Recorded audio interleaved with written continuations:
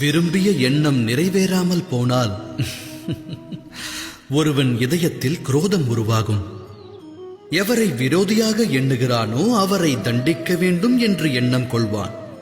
ஆனால் ஒருவரது எண்ணம் நிறைவேறவில்லை என்றால் அதற்கு இன்னொருவர் காரணமாக இருப்பார்களா?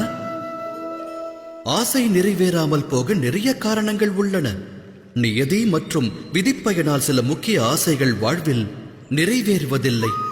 அந்த சமயங்களில் நிறைவேறாமல் போன நமது ஆசைக்கு காரணம் இன்னொருவர் என்று கூறக்கூடாது. தீர ஆராயாமல் ஒருவர் மீது அபாண்டமாக பழி சுமத்துவது நியாயமன்று. அது பழிவாங்குதல். நியாயத்தின் ஆதாரம் இரக்கம், கருணை.